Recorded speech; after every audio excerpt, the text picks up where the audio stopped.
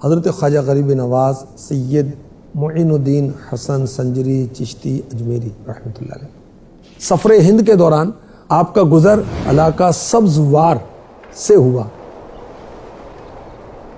وہاں ایک باغ میں، ایک گارڈن میں آپ نے قیام کیا۔ اس کے بیچ میں بڑا خوبصورت ایک حوض تھا، تالاب تھا۔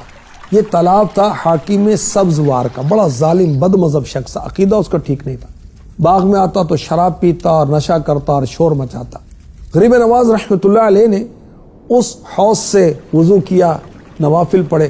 محافظوں نے اپنے حاکم کی سخت گیری کا حال عرض کیا کہ بڑا سخت ہے، بڑا ظالم ہے، اور درخواست کی حضور یہاں سے آپ چلے جائیں، وہ آئے گا آپ کو نقصان پہنچائے گا۔ پتہ کیا فرمایا؟ اللہ پاک میرا نگہبان ہے، اللہ پاک میرا مددگار۔ اسی دوران وہ حاکم پہنچ گیا، سیدھا حوض پر آیا اور اس نے دیکھا کہ عیش و عشرت کی جگہ پر ایک اجنبی درویش ہے، تو وہ تو غصے میں آ گیا، لال پیلا ہونے لگا غصے میں۔ اس سے پہلے کہ وہ کچھ گستاخی کرتا، میرے آقا غریب نواز نے نظر ڈالی، اس کی کایا پلٹ دی، اللہ اکبر، بے ہوش ہو کر زمین پر گرا۔ خادموں نے منہ پر پانی کے چھینٹے مارے، جیسے ہوش آیا تو آپ کے قدموں میں گرا اور توبہ کی گناہوں سے، برے عقیدے سے، اور آپ کا مرید ہوا، اور سبحان اللہ اس نے ظلم و جفا چھوڑ دیا اور ساری دولت جو ظلم سے لوٹی تھی اصل مالکوں تک لوٹا دی۔ سبحان اللہ، آپ کی صحبت میں رہنے لگا، اور کچھ عرصہ آپ کی صحبت میں رہا تو میرے آقا غریب نواز نے اس کو خلافت عطا فرما دی اور وہاں سے تشریف لے گئے۔ سبحان اللہ۔ خواجہ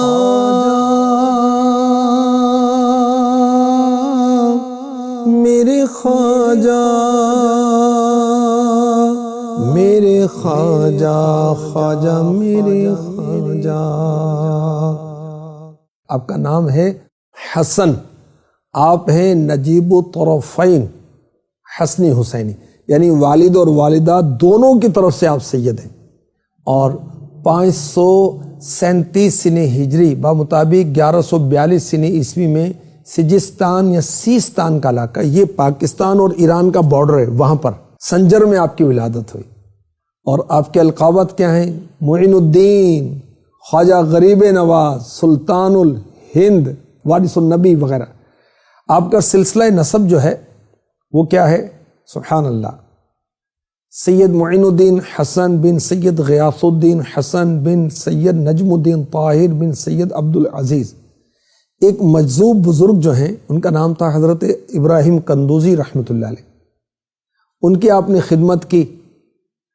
انہوں نے اپنا جوٹھا آپ کو کھانے کے لیے دیا، آپ نے جب کھایا ان کا تبرک تو دل کی دنیا بدل گئی، دل سے دنیا کی محبت دور ہو گئی، سارا ساز و سامان بیچ دیا، فقیروں میں تقسیم کر دیا، اور 15 سال کی عمر میں علم دین کے حصول کے لیے راہ خدا کے مسافر بن گئے، اور سمرقند میں حضرت مولانا شرف الدین رحمۃ اللہ علیہ کی بارگاہ میں حاضر ہو کر آپ نے علم دین کا آغاز کیا۔ پہلے قرآن پاک حفظ کیا، سبحان اللہ، حافظ قرآن تھے میرے خواجہ۔ حفظ کرنے کے بعد آپ نے دیگر علوم بھی حاصل کیے، ذوق علم بڑھتا گیا، علم کی پیاس کو بجھانے کے لیے بخارا کا رخ کیا، وہاں پر بھی ایک عالم دین کے پاس گئے۔ دیکھیں ہمارے اسلاف بزرگوں کے پاس، علماء کے پاس جاتے تھے۔ تھوڑے عرصے میں آپ نے تمام دینی علوم کی تکمیل کی، اور 5 سال سمرقند بخارا میں علم دین حاصل کرنے کے لیے آپ نے اسٹے کیا، قیام کیا۔ صلو علی الحبیب صلی اللہ علیہ وسلم۔